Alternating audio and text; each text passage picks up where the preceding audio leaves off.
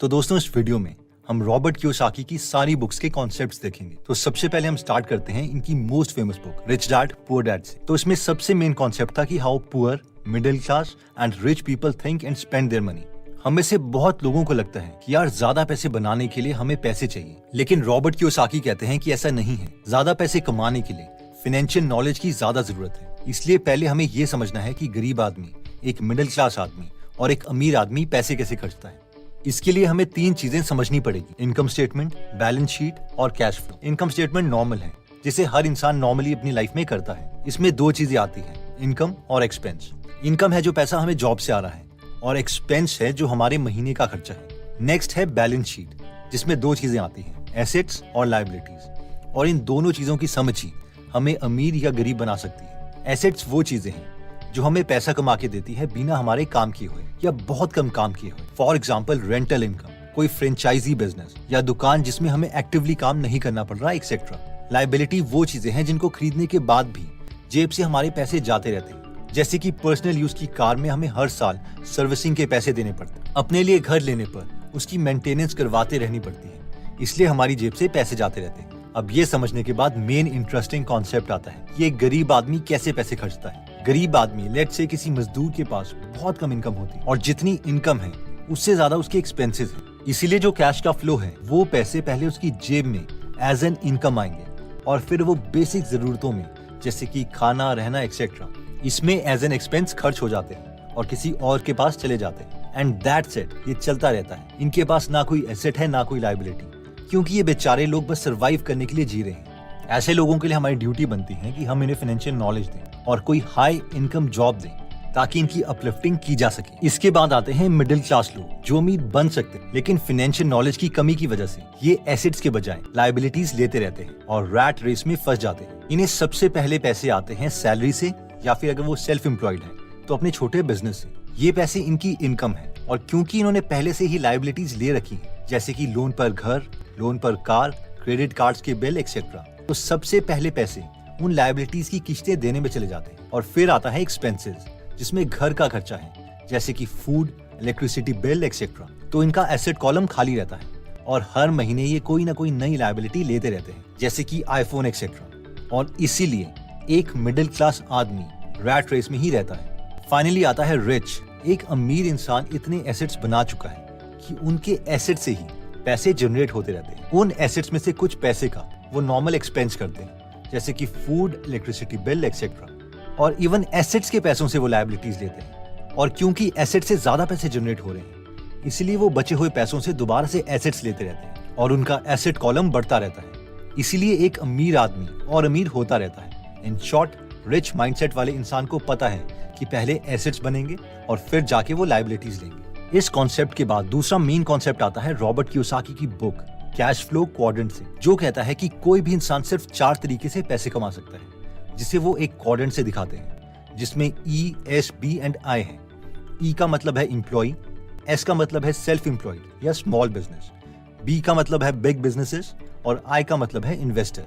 Robert के according एक financially educated इंसान बी और आई क्वाड्रेंट में आना चाहिए, क्योंकि ई और एस से अमीर बनना थोड़ा डिफिकल्ट है। आइए इन चारों को थोड़ा डिटेल में समझ लेते हैं। ई है एम्प्लॉय। ये एक ऐसा इंसान है जिसके पास जॉब है, जो पैसों के बदले अपने टाइम को एक्सचेंज करता है। अगर ये काम करना बंद कर देंगे तो पैसे आने बंद हो जाएंगे। नेक्स्ट है एस, यानी सेल्फ एम्प्लॉयड या स्मॉल बिजनेस। ये वो लोग हैं जिन्होंने अपनी दुकान या खुद का कोई छोटा बिजनेस खोल रखा है, ये सोचकर कि खुद का काम करने पर वो फ्री हो जाएंगे।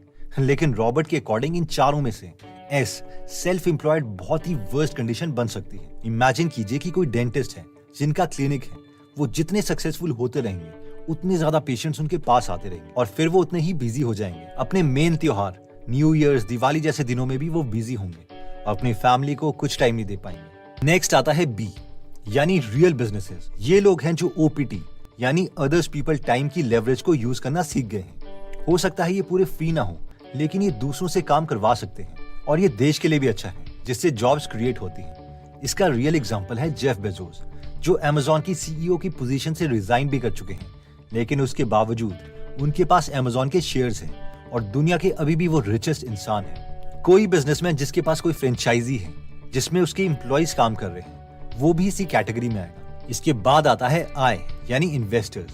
ये वो लोग हैं जो ओपीएम यानी अदर्स पीपल मनी के कॉन्सेप्ट को यूज करना सीख गए हैं। फॉर एग्जाम्पल, रॉबर्ट कियोसाकी जब भी रियल एस्टेट में इन्वेस्ट करते हैं तो खुद सिर्फ 10 से 20% ही वो डालते हैं और बाकी लोन ले लेते हैं, जिसकी इंस्टॉलमेंट्स उन प्रॉपर्टी की रेंटल इनकम से जाती है और ये खुद की प्रॉपर्टी भी मैनेज नहीं करते, उसके लिए भी इनके पास एम्प्लॉइज हैं। इसके बाद आती है रॉबर्ट की next book guide to investing, जिसमें उन्होंने 5 टाइप के इन्वेस्टर्स की बात की है। सबसे पहले नंबर पर आते हैं अक्रेडिटेड इन्वेस्टर। कभी आपने सोचा है कि यार काश मैंने बायजूस के शेयर पहले खरीद लिए होते, ये कंपनी बहुत तेजी से ग्रो हुई, इवन ग्रो एप्लीकेशन के शेयर्स ले लिए होते, इसकी ग्रोथ भी बहुत ज्यादा थी, लेकिन इन कंपनीज के अभी आईपीओ नहीं हुए हैं, इसलिए कॉमन इंसान इन कंपनी के शेयर्स नहीं खरीद सकता। अब आप बोलेंगे क्यों? क्योंकि इंडियन गवर्नमेंट के अकॉर्डिंग जो कंपनी सेबी यानी security and exchange board of India से रेगुलेटेड नहीं है और अमीर आदमी ही इनके शेयर्स खरीद सकता है। तो अक्रेडिटेड इन्वेस्टर उसे माना जाएगा जिसकी एनुअल इनकम कम से कम 2 करोड़ रुपए है या फिर जिसके पास 7.5 करोड़ के एसेट्स हो। तो ऑब्वियसली हम लोग तो इस कैटेगरी में नहीं आते और इसीलिए इन कंपनीज में हम इन्वेस्ट नहीं कर सकते। Anyways, second type of investors आते हैं द क्वालिफाइड इन्वेस्टर्स। ये वो इन्वेस्टर्स हैं जो पब्लिकली ट्रेडेड कंपनी के शेयर्स को खरीदने की नॉलेज रखते हैं, यानी हमें सिर्फ वो लोग जो थोड़ा बहुत जानते हैं कि कंपनी के शेयर्स को कैसे एनालाइज किया जाए और इसीलिए हम इस कैटेगरी में आते हैं। थर्ड टाइप ऑफ इन्वेस्टर्स हैं the sophisticated investors. Sophisticated investors वो हैं जिनमें क्वालिफाइड इन्वेस्टर्स की सारी क्वालिटीज, यानी वो कंपनीज को एनालाइज करना तो जानते ही हैं, लेकिन उसके साथ साथ वो टैक्सेस की नॉलेज भी जानते हैं, जिसकी वजह से वो कम टैक्स देते हैं और इसीलिए इनका रिटर्न क्वालिफाइड इन्वेस्टर से बेटर होता है। फोर्थ टाइप ऑफ इन्वेस्टर आते हैं the inside investor. The inside investor वो हैं जो खुद के एसेट्स या बिजनेस बनाते हैं, बेशक एक कमरा ही उन्होंने किराए पे क्यों ना दिया या फिर करोड़ों की कंपनी ही क्यों ना खड़ी करी, वो दोनों इनसाइड इन्वेस्टर्स की कैटेगरी में है। और फाइनली आता है द अल्टीमेट इन्वेस्टर। ये हाईएस्ट क्लास ऑफ इन्वेस्टर है। ये वो लोग हैं जिन्होंने एक बड़ी कंपनी बना के उसे पब्लिक कर दिया है और बाकी लोग उन कंपनी के शेयर्स खरीद रहे हैं। जोमैटो के फाउंडर दीपेंद्र गोयल इसी कैटेगरी में आते हैं, क्योंकि हम सब लोग उनकी कंपनी जोमैटो के शेयर्स खरीद रहे हैं। इसके बाद नेक्स्ट बुक आती है इंक्रीज योर फाइनेंशियल आईक्यू, जिसमें रॉबर्ट कहते हैं कि जैसे ही आप थोड़े ज्यादा पैसे कमाने लग जाओ, उस वक्त आपका सबसे बड़ा एक्सपेंस टैक्स बन जाएगा। और अगर हम ई या एस क्वाड्रेंट में हैं, तो हमारे पास टैक्स बचाने की कोई ऑप्शन नहीं है, लेकिन बी और आई क्वाड्रेंट वाले लोग टैक्स बचा सकते हैं और वो भी लीगली, और ये रिबेट खुद गवर्नमेंट देती है, क्योंकि बी यानी बिजनेसेस जॉब क्रिएट करते हैं और आई यानी इन्वेस्टर्स या तो बिजनेसेस में पैसा लगाएंगे जो इवेंचुअली जॉब क्रिएट करेंगे या फिर रियल एस्टेट में, जिससे देश में लोगों को अच्छी रहने की सुविधा मिलेगी। क्योंकि गवर्नमेंट अगर हमसे टैक्स लेती है तो उनका फाइनल गोल भी यही है कि या तो वो जॉब्स क्रिएट करें या फिर स्टैंडर्ड ऑफ लिविंग पब्लिक की इंप्रूव करें। इस बुक में 5 फाइनेंशियल आईक्यूज की बात की गई है, जिसमें फर्स्ट फाइनेंशियल आईक्यू है मेकिंग मोर मनी, यानी पहले तो हाई इनकम स्किल सीखो जिससे हम ज्यादा पैसे कमा सकें। तो जो इंसान साल के 50 लाख रुपए कमा रहा है, उसका फाइनेंशियल आईक्यू उस इंसान से ज्यादा है जो साल के सिर्फ 2 लाख रुपए कमा रहा है। सेकंड फाइनेंशियल आईक्यू आता है प्रोटेक्टिंग योर मनी, यानी जो पैसे हम कमाएंगे उसे हमें दूसरों से बचाना है, जैसे कि कोर्ट केसेस में लॉयर से, मतलबी दोस्तों से और स्पेशली टैक्सेस से।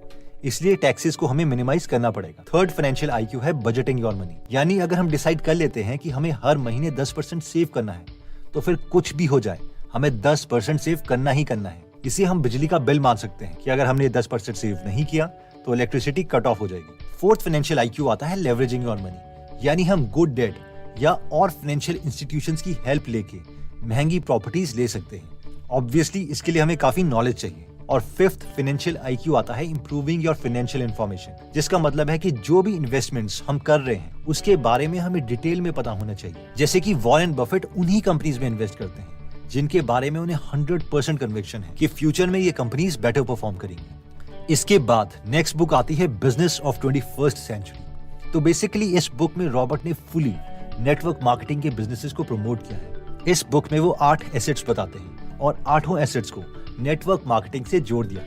और ये 8 एसेट्स हैं। Asset number 1 real world business education. तो रॉबर्ट के अकॉर्डिंग अगर हम नेटवर्क मार्केटिंग स्टार्ट करते हैं तो हमें रियल वर्ल्ड नॉलेज मिल सकती है कि कैसे हम बी क्वाड्रेंट यानी बिजनेस वर्ल्ड में काम करेंगे। Asset 2 profitable path to personal development. Again Robert के अकॉर्डिंग नेटवर्क मार्केटिंग हमें हमारे डर से डील करना सिखाएगी, क्योंकि हमें लोगों के साथ कम्युनिकेट तो करना ही पड़ेगा। Asset 3 a circle of friends who share your dreams and values.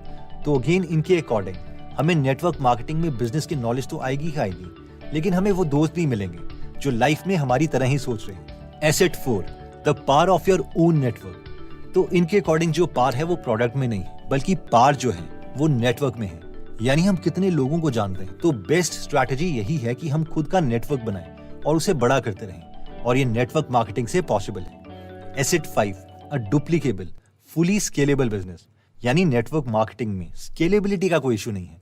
हम जितने ज्यादा लोगों को चाहें उतनों को प्रोडक्ट सेल कर सकते हैं। एसेट 6, इनकम्पैरेबल लीडरशिप स्किल्स, इसमें हमारी लीडरशिप क्वालिटीज बहुत जल्दी बढ़ेंगी।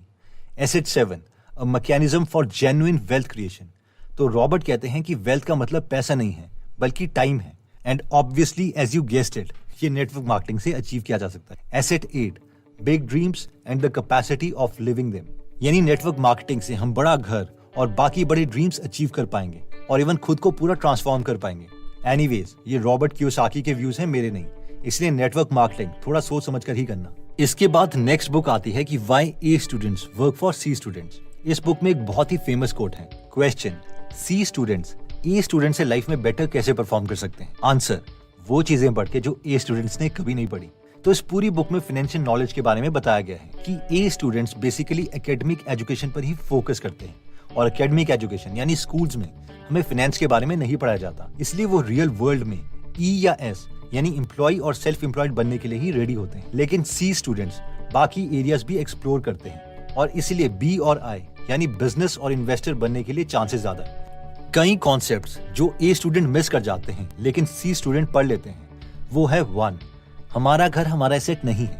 2, सेवर्स आर लूजर्स, यानी जो लोग सेव करते रहते हैं वो लूज करेंगे, क्योंकि गवर्नमेंट अपनी मर्जी से पैसे प्रिंट करती रहती है, जिसकी वजह से इन्फ्लेशन बढ़ता ही रहेगा। इसलिए हमें कम से कम वहां अपने पैसे पार्क करने चाहिए जहां पर इन्फ्लेशन रेट मीट हो जाए। 3, डेट यानी उधार अच्छे तरीके से यूज किया जा सकता है, जो कि अमीरों की एक लेवरेज है। 4, अमीर लोग टैक्सेस को समझते हैं और उसे अपने फायदे के लिए यूज करते हैं, इसीलिए टैक्सेस अमीरों को और अमीर बनाता रहता है। 5, अमीर लोग पैसों के लिए काम नहीं करते, बल्कि वो ये चीज सीख गए हैं कि पैसों को खुद के लिए कैसे काम करवाया जा सकता है। तो दोस्तों, अगर आप भी फाइनेंशियल नॉलेज मिस नहीं करना चाहते तो रॉबर्ट कियोसाकी की बुक्स और इसके अलावा बाकी मेंटर्स की बुक गीगल एप्लीकेशन में आप हिंदी में सुन सकते हैं। इस एप्लीकेशन में 150 से ज्यादा बुक समरीज फ्री में हिंदी में अवेलेबल है, और हर हफ्ते हम इसमें एक फ्री बुक समरी ऐड करते रहते हैं। तो अगर आप फाइनेंशियल नॉलेज में इंटरेस्टेड हैं तो इस एप्लीकेशन को आप डिस्क्रिप्शन में दिए गए लिंक या फर्स्ट कमेंट से डाउनलोड कर सकते हैं। ये एप्लीकेशन दोनों iOS और एंड्रॉइड में अवेलेबल है। इसके बाद रॉबर्ट कियोसाकी की बुक आती है सेकंड चांस। इस बुक में रॉबर्ट 4 एसेट क्लासेस की बात करते हैं कि इनमें से हम कोई भी एक एसेट क्लास चूज कर सकते हैं और उसके बारे में नॉलेज गेन कर सकते हैं, और यही हमारा सेकंड चांस है, क्योंकि फर्स्ट चांस हमने स्कूल में मिस कर दिया है। और ये 4 एसेट क्लासेस हैं। 1, बिजनेस, यानी बिजनेसेस बनाओ और कोशिश करो कि उन बिजनेसेस को इतना काबिल बना दो कि वो तुम्हारे बिना भी चल सके। 2, रियल एस्टेट, अपार्टमेंट्स, हाउसेज या वेयर हाउसेज खरीदो और उनसे रेंटल इनकम लेते रहो। पूरे एरिया को पहले सर्च करो और उस एरिया के घर का एवरेज प्राइस पता करो, और जो घर एवरेज प्राइस से सस्ता मिल रहा है उसे बाय करना ज्यादा अच्छी इन्वेस्टमेंट है। 3, paper assets, index funds, company के शेयर्स, बॉन्ड्स एक्सेट्रा, वो पेपर एसेट्स हैं जो हमें अच्छा रिटर्न दे सकते हैं, प्रोवाइडेड हमें इनके बारे में अच्छी नॉलेज होनी चाहिए। मेरे ओपिनियन में हम जॉन बॉगल और पीटर लिंच की बुक से स्टार्ट कर सकते हैं। 4, कमोडिटीज, एग्रीकल्चर, गोल्ड, सिल्वर, ये सब कमोडिटीज वाली एसेट क्लास में आते हैं। अगर बाकी किसी एसेट क्लास में नुकसान होने लग जाए तो उस वक्त ये एसेट क्लास हेल्प कर सकती है। इसके बाद नेक्स्ट बुक आती है rich dad's escape rat race. तो बेसिकली ये बच्चों के लिए कॉमिक बुक की तरह है, जिसमें एक चूहा टॉर्टोइस को सिखाता है कि रैट रेस से बाहर कैसे निकला जा सकता है। तो जो पेरेंट्स अपने बच्चों की अर्ली फाइनेंशियल एजुकेशन स्टार्ट करना चाहते हैं वो अपने बच्चों को ये बुक गिफ्ट में दे सकते हैं। बाकी इसमें concepts rich dad poor dad वाले ही हैं, इनफैक्ट रॉबर्ट की ही स्टोरी है, इसलिए जो लोग रिच डैड पुअर डैड पढ़ चुके हैं उनके लिए इस बुक को खरीदना उतना फायदेमंद नहीं है। About how to make money and doing things like reading books. इसके अलावा रॉबर्ट कियोसाकी की बाकी बुक्स जैसे कि retire young retire rich, conspiracy of the rich, why the rich are getting richer, the business school etcetera, इन सब में almost same concepts ही दिए गए हैं। ऑब्वियसली थोड़ा डिटेल में इन्हें समझाया गया है, बट आई होप हमें एक आइडिया लग गया होगा कि अगर हम रॉबर्ट कियोसाकी की सारी बुक्स पढ़ते हैं तो हमें क्या क्या सीखने को मिल सकता है।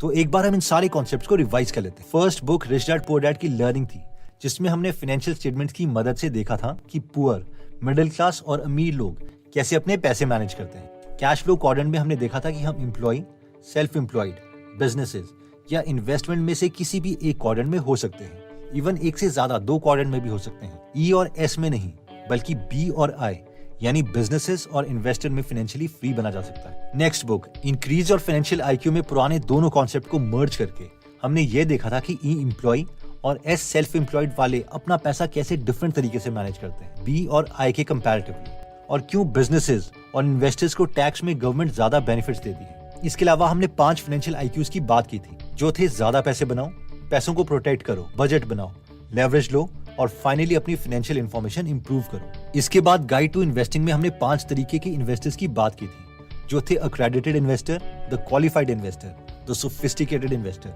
इनसाइड इन्वेस्टर और द अल्टीमेट इन्वेस्टर। इसके बाद बिजनेसेस ऑफ 21st सेंचुरी में हमने 8 एसेट्स की बात करी, जो रॉबर्ट कियोसाकी के अकॉर्डिंग नेटवर्क मार्केटिंग से हमें मिल सकते हैं। इसके बाद हमने why A students work for C students में देखा था कि स्कूल्स हमें एम्प्लॉयज और सेल्फ एम्प्लॉयड बनने के लिए तैयार कर रहे हैं, इसीलिए फाइनेंशियल नॉलेज हमारे लिए इंपॉर्टेंट है। इसमें हमने गीगल एप्लीकेशन की बात भी की थी, जहां पर हम हिंदी में फाइनेंशियल बुक्स की समरी सुन सकते हैं। इसके बाद हमने सेकंड चांस बुक की बात करी थी, जिसमें 4 एसेट क्लासेस हैं। पहला businesses, 2 real estate, 3 paper assets जैसे कि index funds, bond, shares etcetera, और 4th एसेट क्लास थी कमोडिटीज जैसे कि गोल्ड, सिल्वर एक्सेट्रा। इसके बाद हमने बच्चों के लिए escape the rat race book की बात की थी, जो हम छोटे बच्चों को गिफ्ट कर सकते हैं, जिसमें कार्टून की मदद से वो फाइनेंशियली एजुकेट हो सकते हैं। दोस्तों, अगर आपको लगता है कि आपके किसी फ्रेंड या फैमिली मेंबर की ये वीडियो काम आ सकती है, तो ये वीडियो आप उनके साथ जरूर शेयर करें, ताकि वो अपने फ्यूचर को इंप्रूव कर पाए, क्योंकि financial knowledge is important. Anyways दोस्तों, अगर आप ऐसी नॉलेजेबल वीडियोस मिस नहीं करना चाहते, तो सब्सक्राइब करने के बाद बेल का बटन दबाना मत भूलिएगा। आप कमेंट करके ये भी बता सकते हैं कि आप नेक्स्ट वीडियो